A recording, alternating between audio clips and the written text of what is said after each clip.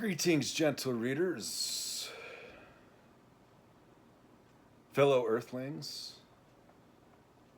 May 16, 2026. Reading Foundations today with Ross Finless and myself is a series of video essays, about an hour apiece, readings, lectures, or as after an account of the study and research and the reading of foundations, logical foundations, mathematical foundations, physical foundations, scientific foundations, probabilistic foundations, foundations of reason, the theory of reason. So why is this different than ordinary usual accounts? Why, for example, can't we just read Kant and the critique of pure reason and see that the 20th century arrived at that it's a logicist positivist after a scientist account, and that it's all been done before and these kinds of things, and that it's done in these kinds of things, including the accounts that it can never be done, like the incompleteness and the undecidability. Well, the idea is that here there's the super-Archimedean and super-Euclidean, the non-standard of models of integers or probability distributions, and the extraordinary is for the infinitely many and the infinitely grand. So that for accounts of infinity, there are these natural infinities, fragments first, the potential infinity, and then extensions, the confounding and the superlative vis-a-vis the comparative, compounding the comparative. And then there's a standard only eventually later, just one plain full infinity, please. Infinitely many, no infinitely grand. That's kind of the end result instead of the first result. And so then for these natural infinities, then there are natural continuities after the idea of a spiral space-filling curve, establishing all matters of measure and dimensionality together. And then for that being in one-dimension line drawing, a magnitude, A to B, 0 to 1 here, usually that's the simplest magnitude, the unit interval, as according to a clock arithmetic, these line reals, the iota values. And then later, the complete ordered field, that being the Pythagorean account, that being the standard linear curriculum's account of what the real numbers are, and about the paradox-free reason that must resolve all the paradoxes, that they won't just be wished away, they need to be reasoned through, in a sense. That what this makes for then is, at least here there's considered to be a paleoclassical, meaning we have all these giants and they're right, and then a postmodern account, the deconstructivist, but not to be the disfigurist after the difference, yet for the restructuralist, the construction of the things, structuralist realism, that these are considered to be ideals in a sense. So mentioning Kant and the critique of pure reason is to be read from Kant, besides in the analytical tradition, that also he's reading is from the idealistic tradition. And so the points he makes about the a priori and the objects of reason is for this object sense. And that being a noumenological sense, because otherwise the account is only given that it must be intersubjective, interrelatable, to be interrelatable vis-a-vis the objective and the ideal. That is, yet there's this briefest silver thread of continuity or causality, a teleology, the purpose of these things, vis-a-vis the ontology and what for an ontological activity can arrive at an ontological status of an ontological commitment, belief, for the accounts of knowledge and wisdom, and then intellect and intelligence and science, and these sorts of accounts, making it so that obviously then this sort of account of a mono-heno theory of all the theories together, any given one that's just this first basic eternal sort of theory, interpreting all the other ones in accounts of language is for this mono-heno theory, or any kind of theories put together modeling each other as sort of heno-theories, and then a mono-heno theory, and then this mono-heno theory altogether, this theatheory, after an account of philokazoi or philokasuistry, the cause of things vis-a-vis philosophy, the reasonings about things, the rhetoric about the things. So at least that's what here is considered necessary as part of these after the purpose, the requirements and desiderata of a foundations. Nothing else quite suffices. And so here at least it's not so much saying that there's only one of these theories. That though is rather the point that's arrived at, that there's a theatheory, it's theory of truth, and including the ability to contemplate and entertain and conjecture and dispatch and dispel fallacy, or in the greater, wider account, to always have this wider, fuller dialectic, that the square of opposition makes for complementary duels instead of competing claims. The model of competing claims is a simple example made of it for reasoners, and then as well, then and it can be written out the explicit instructions after formalism, making for what would be the account of determinism and the like, or decision. That thusly this is a rather strong example against which any other kind of concept of the theory of foundations, singular thing, would be. So it kind of speaks for itself, is the idea. Weather today. The weather can't really decide what it is today. Is it rainy? Is it sunny? And it's a little bit of both so far. Let's see what's in the box of books. This first book is a DSP processor fundamentals. The digital signal processor, basically the difference between a general purpose computer and the idea of being interactive and being reprogrammable vis-a-vis the digital signal processor. The digital signal processor is real time, so it's kind of like the data plane vis-a-vis the control plane. And these kinds of things. So this is just a book that, when looking and studying the embedded programming and these kinds of accounts, has this I thought was a useful book. It's from the IEEE Press, a volume in the IEEE Press series on signal processing. So signal theory is the whole idea that there are two kinds of electronics. There's digital electronics, which result signals, and then there's power electronics, which result current.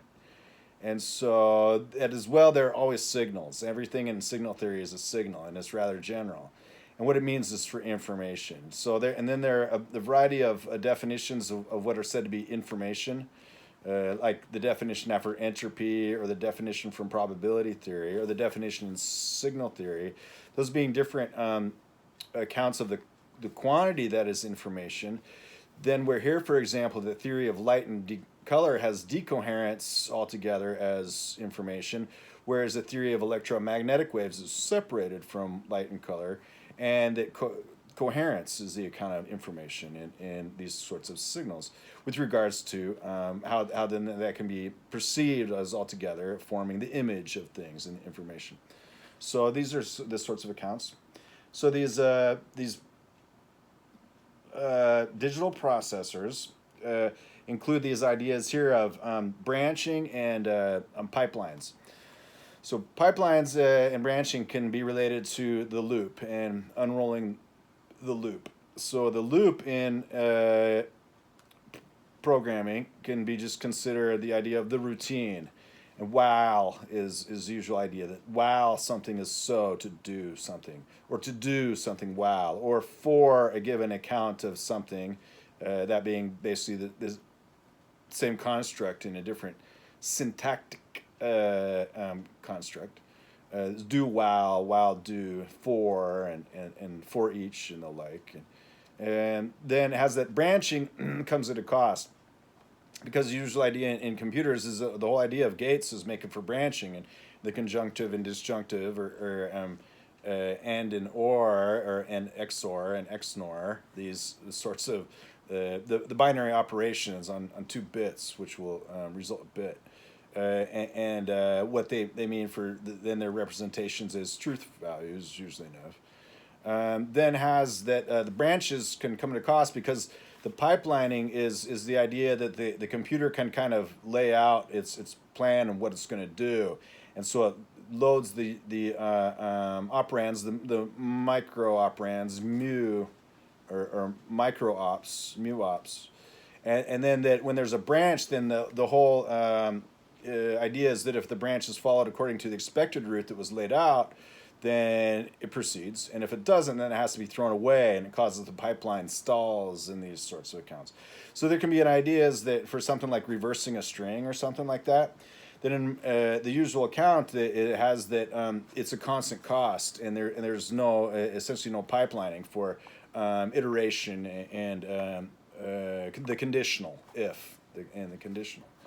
Yeah, there's another account that just like unrolling the loop says, well, instead of saying, do this so many times, you just compute the modulus and after modulo, what's left over, kind of the entering the loop and then within the loop and exiting the loop. That then you can just use have a fixed number of lines that says instead of like for this from 0 to 19 times, or 1 to 20, say, do one instruction, is instead of say unrolling the loop says, oh, well, from 0 to 4 times, do these 5 in a row, because you can just pre-compute. The idea that first knowing the length of something allows one to plot out the resources involved in the requirement. That the idea is that for something like reversing a string, the usual idea being with a temp placeholder, or if it's even just being able to swap the values from front and back in place vis-a-vis resulting a new scalar constructed, allocated, constructed, and filled in, initialized, and all this kind of thing. That it can result just saying, well, we're just going to use buffers for particular given known sizes, and then we're going to make this branchless, this sort of account. And then instead of just saying, okay, we're just going to unroll the loop because we've already computed what that's going to be, we're just going to say, actually, this buffer is bigger than the data elements we're working on, so it's always going to fit. So just go ahead and instead of branching, do the initial segment, whatever required, and then all the rest of it is just an arithmetic no-op. And then it's faster in some cases for the computer to just do even like 1% of the work, and the rest of it is like a non-stalling no-op, arithmetically computed, than it is to check and branch, particularly when that branch is more or less a 50-50 or Bernoulli trial, a coin flip. So that's just a fact of the architecture that, according to various considerations of resources and scales, it would be so. Loop effects on interrupt latency. From page 93, single instruction hardware loops typically disable interrupts for the duration of their execution. So this just gets into the model of computers almost entirely as interrupt driven. Those being the asynchronous events that cause all the entire resources in the scheduling, as it were, inside the processor of doing a thing.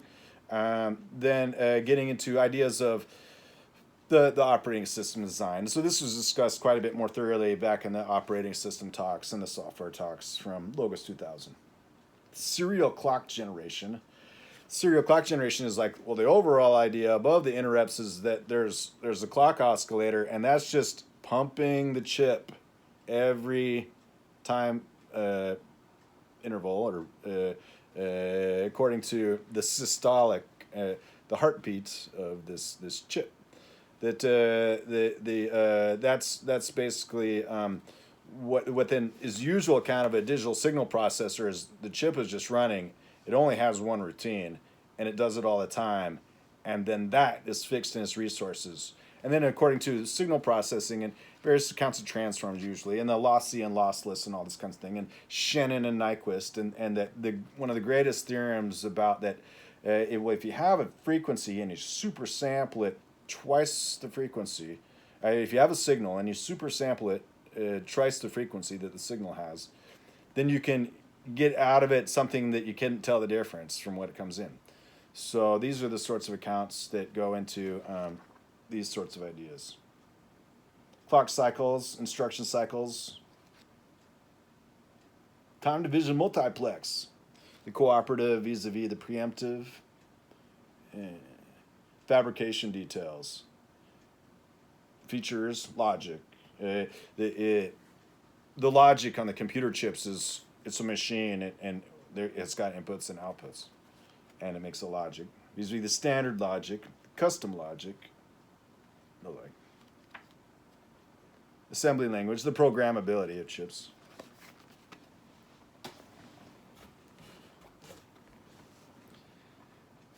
This book is called Set Theory and the Continuum Problem by Raymond M. Smullyan and Melvin Fitting.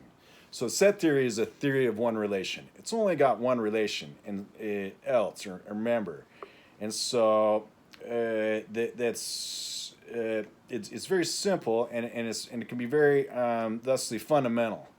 The most grainy. It's atomic in this sense. A theory of one relation. There are others, like class theory usually has also a theory of one relation. And it defines the same kind of objects as set theory, except instead of member, it's contains. And wouldn't that be just reflexive and symmetric and otherwise be the same? It's like, yeah, mostly so. But class set distinction gets into the idea that when you get into set theory and after the paradoxes of mathematical logic, then like the paradox of quantification that gives from an infinitely many and infinitely grand, whether Archimedes doesn't say so, or Russell doesn't say so, or Gödel doesn't say so, and the like, has that the idea of proper classes or ultimate classes, or these classes are like, well, they're classes, but they're kind of too big to be sets. At the same time, it's exactly how you describe all these kinds of things. So proper classes or ultimate classes are basically the boundary and the distinction of class set theory. And then when you get into accounts of formalism and then the orders of things, like, well, we only have first order, so we can only assume one layer or level of the ability to schemify, so that the orders in this schema have that a given order can support like a certain depth. And then a schema is saying, well, if it has to build up out of that depth, this is how it peaks. This is how it crests, is the idea. So that then the everything that's defined up in that is called classes, because to build it as sets would take all the language of the set theory machinery just to achieve one hump that's infinite.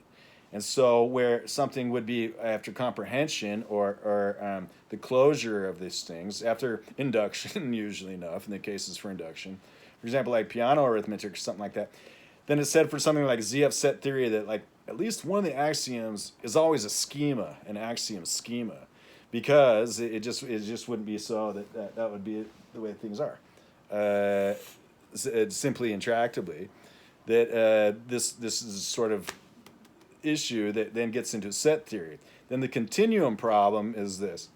So in ordinary set theory, ordinary meaning not extraordinary, ordinary meaning that there's an ordinary inductive set, it's an infinite set, 1 to infinity or 0 to infinity, doesn't include infinity, but includes all the infinitely many less than it.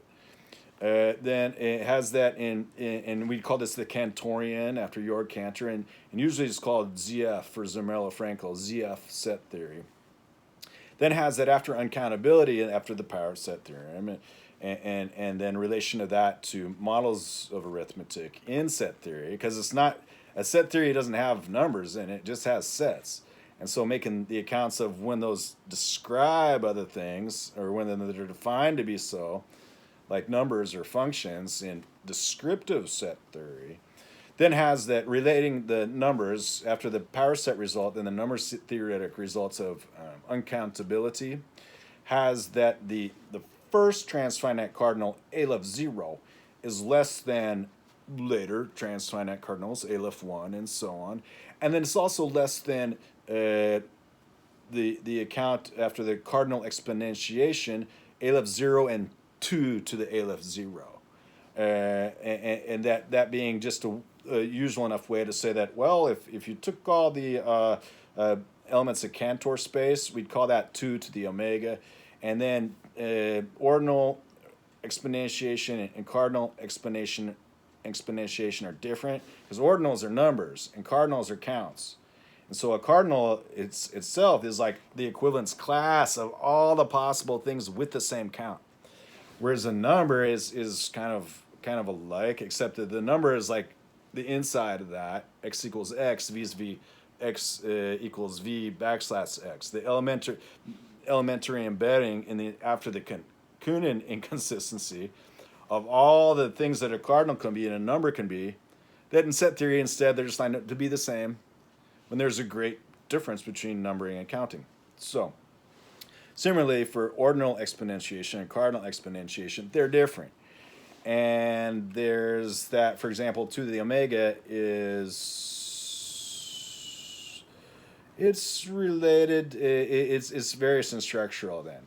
Because that gets into the continuum problem. And the continuum problem is that there's continuum hypothesis is that, well, between Aleph 0 and 2 to the Aleph 0, there are no cardinals between them.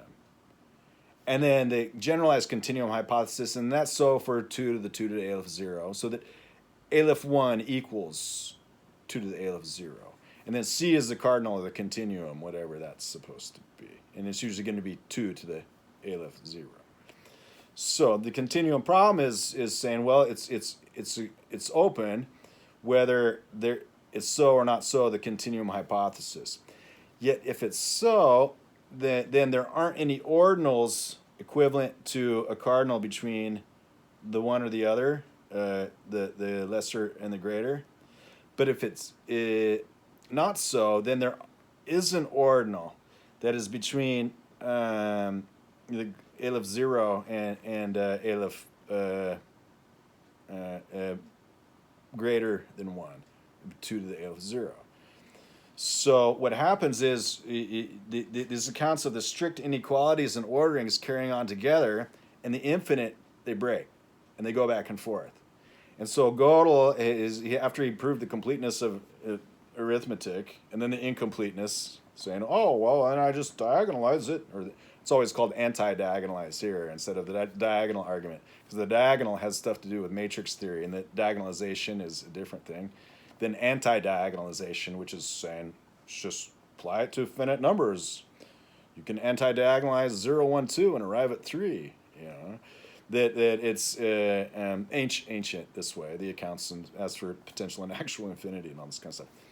That the continuum hypothesis, after Gödel proved one side of the independence of the continuum hypothesis, he said, you know, it's consistent that the continuum hypothesis is so. And then von Neumann came along saying, he's like, you know, well, it's consistent that the not the continuum hypothesis is so. And they said that Cantor, after just writing accounts like Dubois-Reymond's for the anti-diagonal and, since antiquity, and then there's the MW proof after kind of like Dirichlet, and then there's the nested intervals, which is Pythagorean. I'm just kind of picking the other side of that. And for a long, long time, Cantor was working on the continuum hypothesis because he really wanted to prove that the continuum hypothesis was so, and the generalized continuum hypothesis. Well, it's not so. So it's independent, and then this ordinary accounts that get associated with the usual theories, you have set theory, after Gödel and after von Neumann, proved either way the independence or the consistency of the continuum hypothesis. So the problem is if one is consistent, then the other would be inconsistent. And if the other is inconsistent, the other would be consistent. So this made contradictions. It makes contradictions, and it leaves contradictions. And so it means it's broken, the whole thing. And after ex falso quod lib, then anybody can say anything about it they want. So Cohen comes along and he says, actually, it's just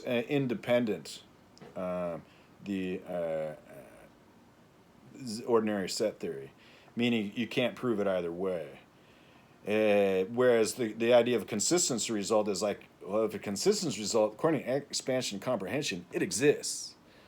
So how did Cohen do this? Well, he introduces the idea of forcing, and the idea of forcing is basically, after something like Skolem, it says like, well, who already knows, like, well, actually we can make a structure that's transfinite, and if it's countable, it has an uncountable model, but if it's uncountable, it has a countable model, or greater and lesser cardinals, meaning it's like there's nothing can be lost in this, in the same order of things.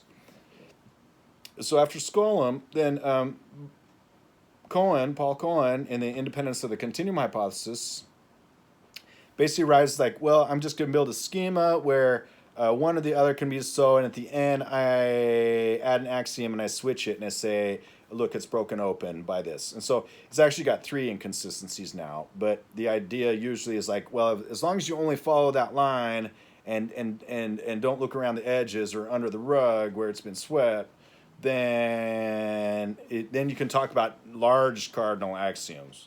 Large cardinals are neither cardinals nor in the universe of Z of set theory, which doesn't have a universe anyways. So the continuum hypothesis is undecidable in ordinary set theory. Furthermore, ordinals as numbers and cardinals as counts have that numbers and countings are 2 different things, and their entire body of structure relation is going to be interpreted in terms of each other. And then that the meetings in the middle have that they're inductive impasses either way, blockades, crevasses, chasms, that the idea of the analytical bridges are to hold together. So the continuum hypothesis has models of arithmetic, for example, where it's so, and models where it is not so. And then the continuum problem here, let's see what Smullyan and Fitting have to say about this. The back cover reads, a lucid, elegant, and complete survey of set theory. This volume is drawn from the author's substantial teaching experience. The first of 3 parts focuses on axiomatic set theory. The second part explores the consistency of the continuum hypothesis, and the final section examines forcing and independence results. So when I'm looking to study this kind of field, then this kind of book is useful, because it brings together a lot of this kind of stuff. But a lot of it is from the deconstructive account, even getting the fact that it was so long forgotten that numbering and counting are not the same thing, that having them put together makes for all these kind of structural accounts for the deconstructive accounts that have to kind of be put back together in these theories. So then when I found this kind of book, though, I'm like, great, you know, it's important to have accessible material beyond just the usual kinds of derivations. Like, well, as long as we're way out on the ledge of this cliff, of this learning mountain of transfinite cardinals, let me give you the briefest little theorem that is, according to induction, like so, and then we'll just walk away from it, back away from it, slowly. The idea then that having something like this was like, somebody's been able to get up all through this. And then for somebody like Kanamori, after Cohen, then there'd be reading of Kanamori, another kind of great philosopher and logician in the set theory, and thinking about these things. Then to be finding somebody who actually kind of takes this apart and puts it back together, the account is here, is that there is one. And then for something like Mirimanoff is like, well, I took apart this part, and Skolem is like, well, I took apart this part. And you can look at Cohen as like, well, I kept apart these 2 parts. These are the kinds of things that are relevant.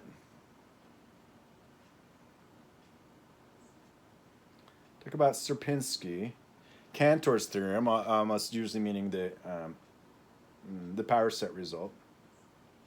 So here there's a result after Cantorian set theory that some functions are not Cartesian.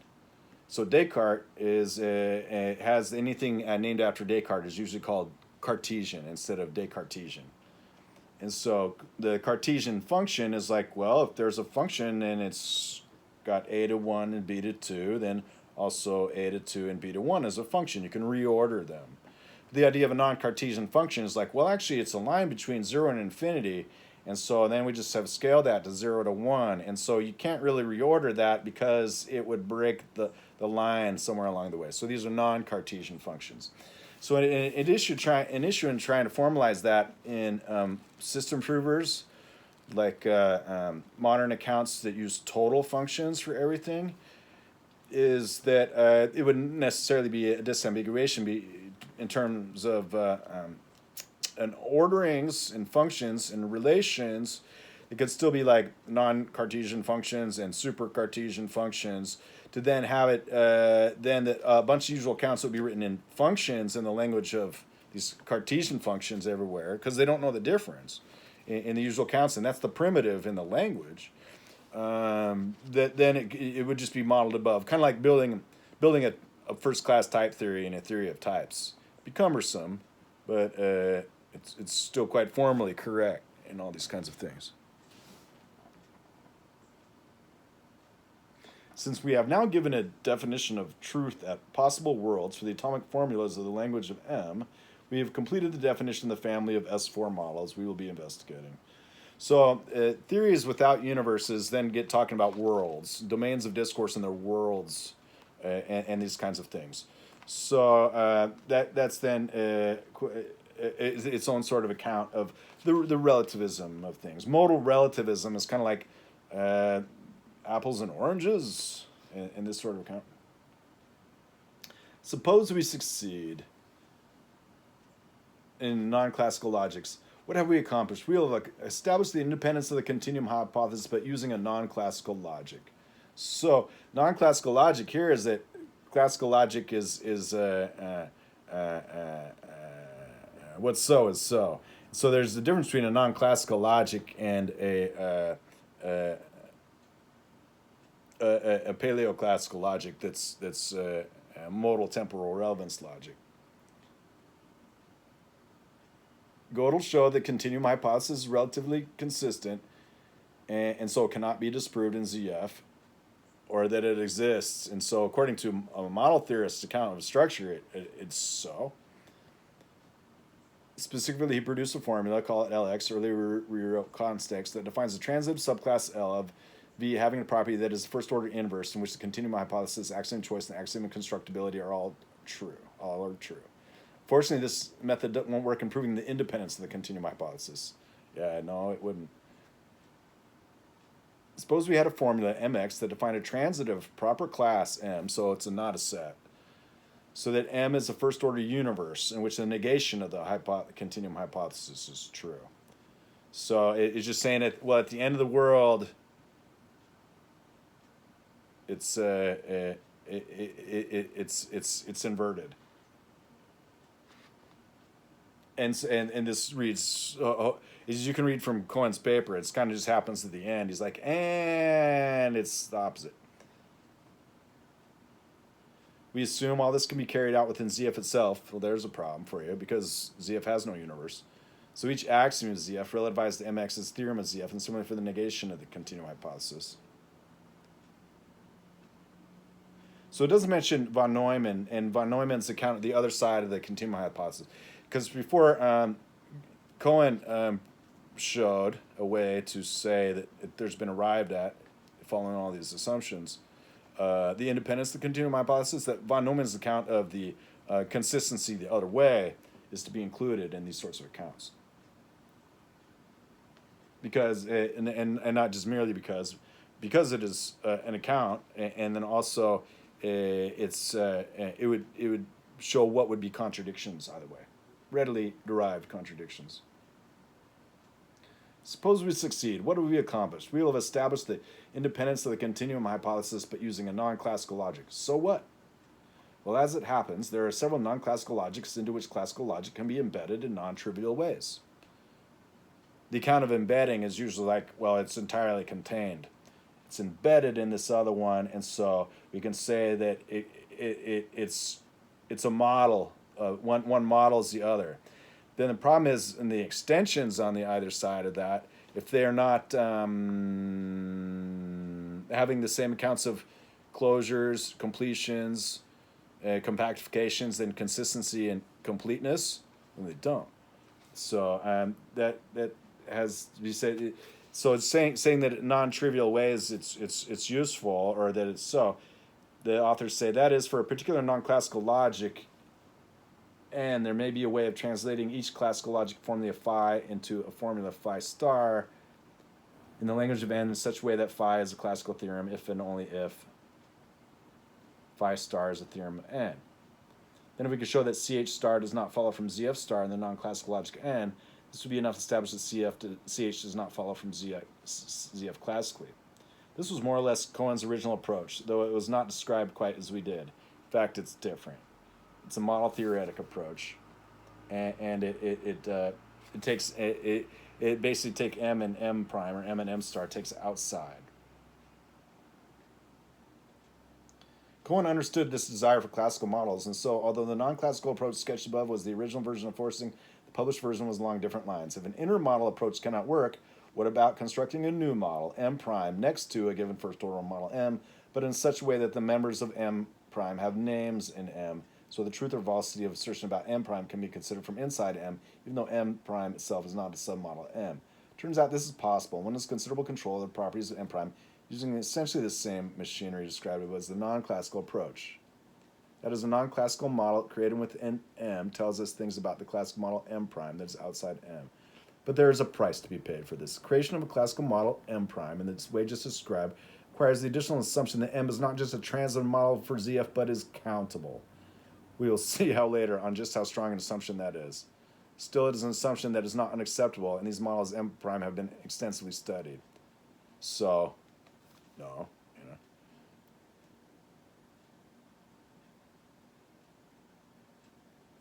proven the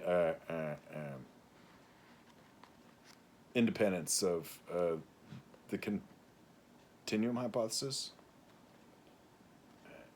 Can also be broken out in more of a classical logic from deconstructing the accounts of numbers in counting as the ordinals and cardinals. And for theories of one relation like class theory and set theory, and theories of one relation like ordering theory or parts theories, but ordering theory and inequality theories for order and ordering, and those being two different theories,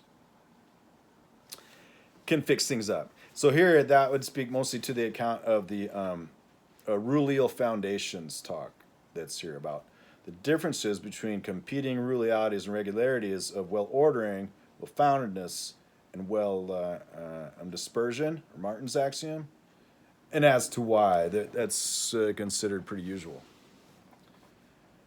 This next book is called The Geometry of Jet Bundles by D.J. Saunders from Cambridge University Press, London Mathematical Society, Lecture Note Series 142.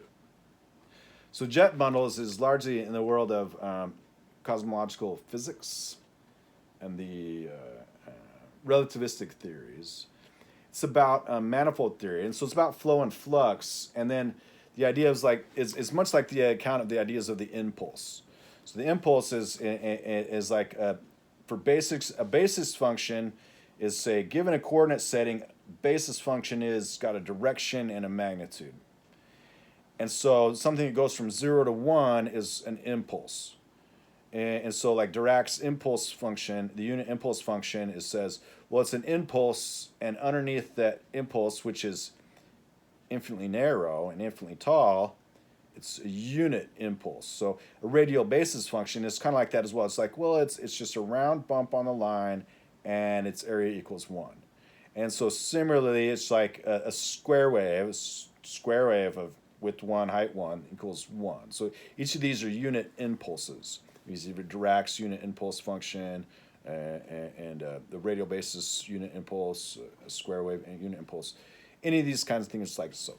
So a jet is usually counted as after under pressure through an aperture or nozzle, then the jet is an impulse that then carries much farther out vis-a-vis just kind of creeping about in the account of viscoelasticity and this kind of thing. For models, for the fluid models and gas models of things, counts of pressure in the Newtonian and non-Newtonian, the deformable and non-deformable, or compressible and non-compressible, and then vice versa, that the Newtonian liquids are non-compressible, has that jets are basically, thusly that sort of account. So then in the teleparallelism, or is about how the conformal is maintained over the course of a path, then the jet bundles makes for accounts of then where they carry along and are Euclidean and non-Euclidean about the parallel postulate, where they spread and where they join, and these sorts of counts. And then the conformal and why that is so. That then jet bundles, according to topology, is where they live after sheaves, bundles. Then are to make for accounts of like how much is flowing through a surface, and to do the surface integral vis-a-vis the area integral, the usual account integral, the surface integral when a surface is an area embedded on a volume, usually enough, 2D on a 3D thing. For Gauss-Bonnet and Ostragradsky-Gauss and these sorts of accounts, the difference between flow and flux here. So, the purpose of this book is to provide an introduction to the theory of jet bundles for mathematicians and physicists who wish to study differential equations, particularly those associated with the calculus of variations, in a modern geometric way. One of the themes of the book is that first-order jets may be considered as the natural generalization of vector fields for studying variational problems in field theory, and so many of the constructions are introduced in the context of first or second-order jets before being described in their full generality. The book includes a proof of the local exactness of the variational bicomplex. A knowledge of differential geometry is assumed by the author, although introductory chapters include the necessary background on fibered manifolds and on vector and affine manifolds. So here, when there's reading the other day about differential geometry, and the account that Steenrod-Eilenberg are the axioms of differential geometry, as it often accounts of differential geometry do not include the final axiom, which would make it for that the holonomy is monodromy, and the usual account, instead they got the opposite definition. And then there are accounts of functions, kind of like we were talking about the Cartesian and non-Cartesian functions. Differential geometry's functions in usual accounts are kind of truncated, and they all kind of fit in a cone is the usual idea. So let's see then. That said, then getting into the idea of bundles, you got linear bundles, vector bundles. Then the vector field is just like, well, it's like a plane, for example, and on every plane there's like a value between 0 and 1, and negative 1 and 1. So a vector field is just like it's a plane, and then there's a value on it everywhere. And so you could say that, well, that's the same thing as having like a manifold that's everywhere, and it's classical in the sense of that it fits in differential geometry's account because it never actually curves over itself, vis-a-vis the crossing and non-crossing of otherwise the planarity of things. So by keeping it simple as a plane and then a vector field as on that plane, that's physics' definition of a vector field. It's not the same thing as mathematics' definition of a field, which is just the rationals and the arithmetic from algebra, and then a vector space as that only has got one origin, and then the vectors add up going every which way that they go. So a vector field then is a great idea for a way to model a surface with detail on otherwise a flat plane, vis-a-vis the Zolfry and the Poincaré rough plane over Euclid's smooth plane, and with the Cartesian vector basis, or direct positronic C everywhere on it. It's a great idea to think of it as like, well, then by just giving the altitude, say, otherwise on a plane, then we can say that it has all the surface of otherwise a flat area with variations. But it can never turn 90 degrees. It can never describe really a right angle. So the accounts of differential geometry in that setting gain some things and lose some things. So I'd read from Hermann's jet bundles first before I read this D.J. Saunders jet bundles, because Hermann was kind of before.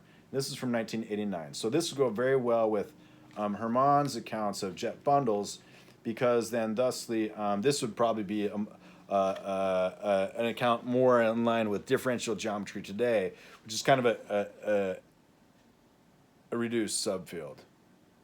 Not that there's anything wrong with that. And there's great accounts of the success of the tractability after the fungibility of these things. It's just not complete. So that's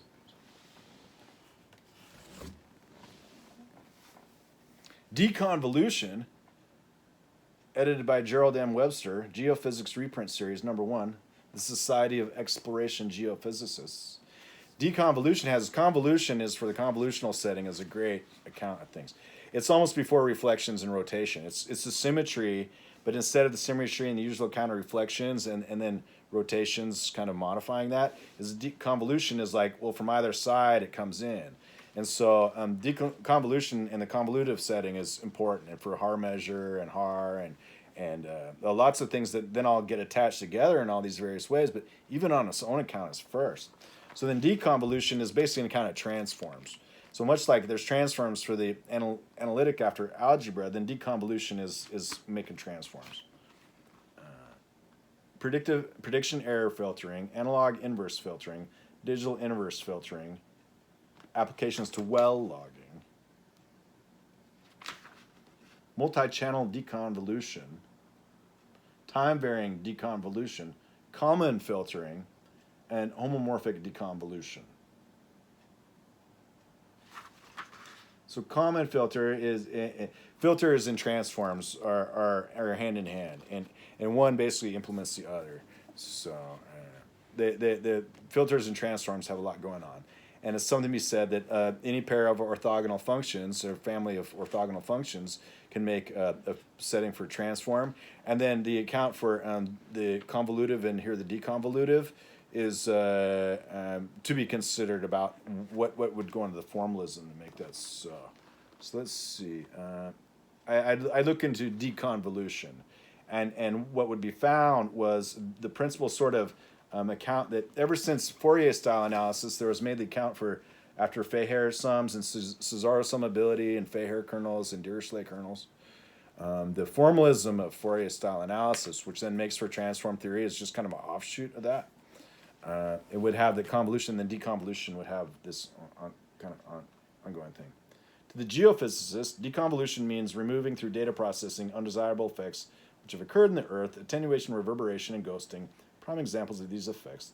The undesirable effects in the Earth can be described in terms of linear filters. To deconvolve the data, we must first estimate the parameters of the Earth filter, usually from the recorded data, then design and apply the required inverse filter. So if that's about the transform theory, then that's about filter theory in a sense.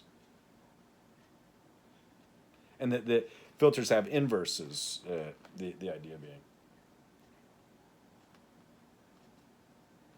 In a classified report, the National Defense Research Council, first published in February 1942, Norbert Wiener, developed a mathematical theory of smoothing and prediction that later became the foundation for seismic deconvolution. The purpose of this book, Wiener 1949, is stating in the introduction, this book represents an attempt to unite the theory and practice of two fields of work, in which have a complete natural methodological unity,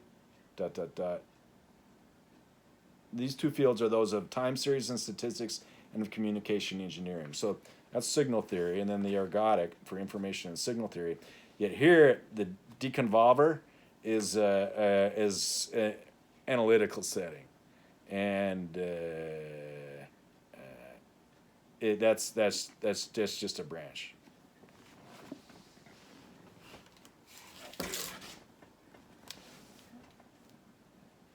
Radiation of Waves and Plasmas, edited by Morton Michener.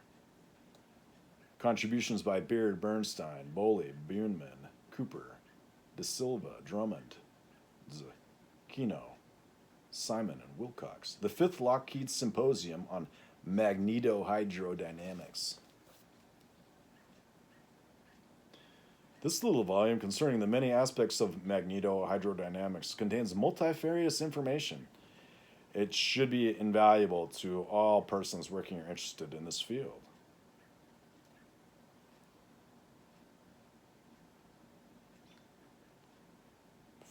It says $4 from Stanford University Press. It's $15. It says $4.50, and I paid $15 for it. 7 papers on the general subject of radiation and waves in plasmas were presented during the 5th Lockheed-sponsored symposium on recent experimental and theoretical work in magnetohydrodynamics. Experiments are described which concern the production of a cesium plasma, the amplification of modulated electron beams, and the propagation of alpha-ven waves. So alpha-ven, A-L-F-V-E-N, alpha-ven waves are kind of like, I'd relate them to Cherenkov and the Bremsstrahlung. Theoretical discussion included the problem of the proper formulation of the basic equations describing both the dynamics and the radiation in a plasma, as well as the problem of energy coupling between plasmas and radiation. The survey paper is concerned with the important problem of synchrotron radiation from a plasma. So that would be a like Cherenkov anyways. Efforts at extending general theoretical stability criteria and wave propagation properties for homogeneous zero-temperature plasmas to plasmas of finite temperature and extent, as well as to finite amplitude disturbances, are discussed. Finally, consideration is given to the problem of energy conservation and Landau damping. So from reading about Landau and the accounts as after that giving ways to make the scattering and tunneling theories kind of a piece yet together is the thing. Partial differentials, cross products. The intensity spectrum of Fourier analyzed radiation observed perpendicular to magnetic field. Omega naught is orbital frequency of the electron. Since the collision frequency is negligible, each electron is expected to radiate in evenly spaced delta functions separated by the electron orbital frequency. So here there's an idea that particles almost never actually collide. They only orbit each other and then they just spin around. And so in the medium they might spin in and then throw out the other particle without actually colliding with it and knocking it out like a croquet ball or a billiards ball. That's an account where worlds turn and the geodesy is an orbifold.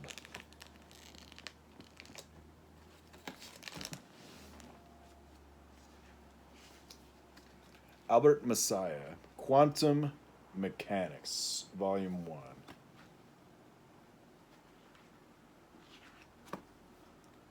There is no doubt that the contents of this great work ought to be mastered by every postgraduate research student in theoretical physics. I hope that it will very soon appear in English translation, for to my knowledge there is no other book like it. Proceedings of the Physical Society, England.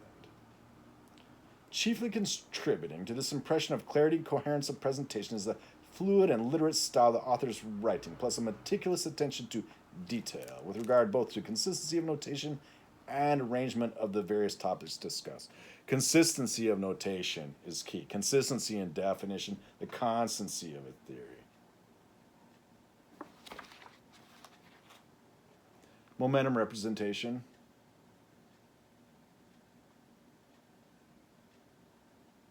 Two pi Planck slash.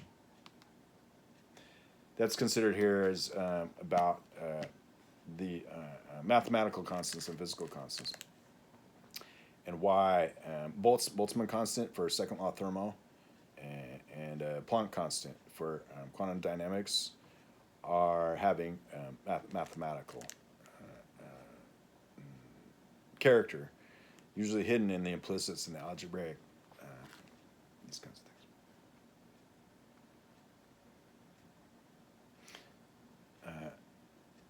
And then talking about the Fourier transform, clearly big phi or phi of p prime is the Fourier transform suitably normalized to the wave function psi q prime equals bra q prime ket psi of configuration space. It's got a Hermitian adjoint in there. It always does.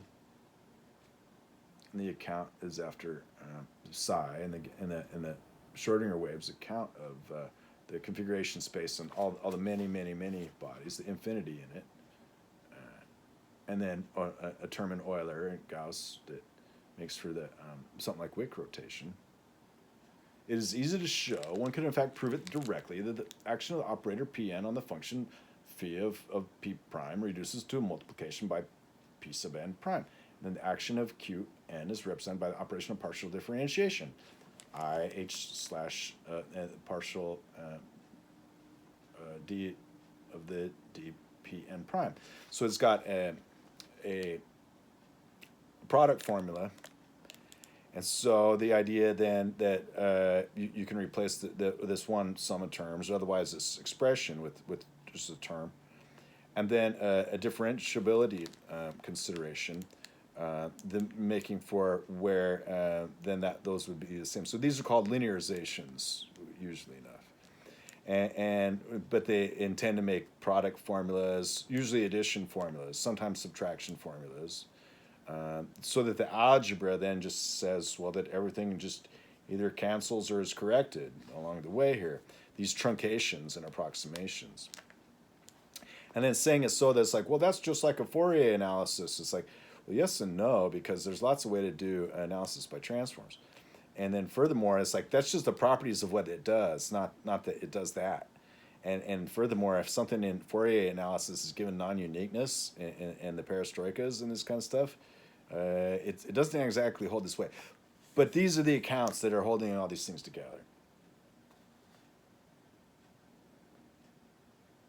As an example, let us write the Schrodinger equation and the static potential, the energy of the system, the basis vectors, depend on the three momentum coordinates, and satisfy the orthonormality and closure relations that they do.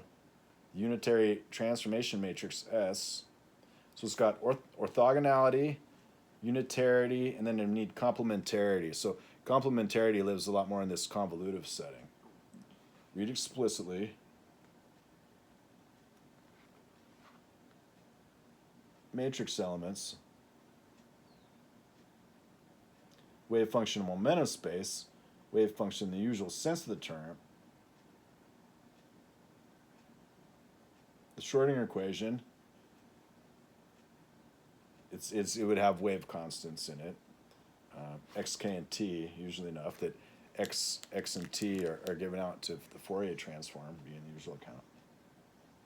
Wave mechanics takes the form of an integro-differential equation in the P representation. So this is great because it does introduce the integro-differential equation. And then what would be in the middle would be like this Duhamel term about that. So that's general formalism,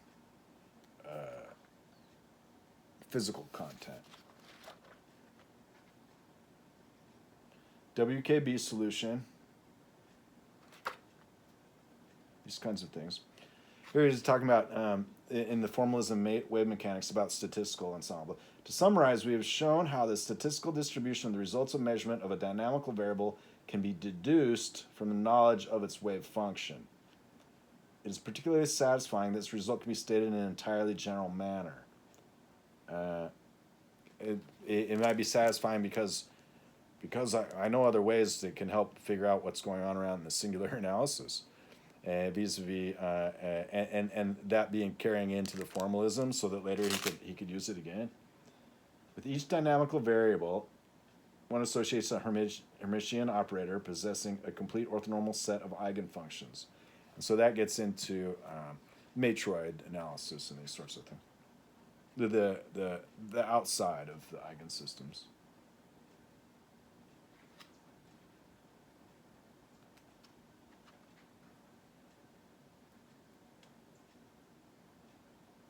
Eigensystems and eigensystems and so.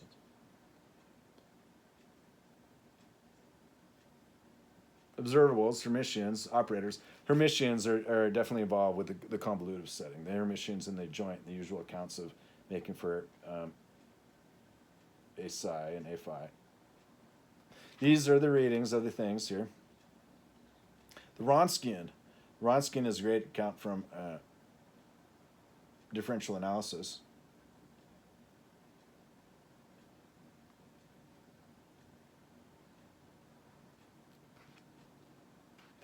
So this is for a reader in differential analysis in quantum mechanics and mechanics.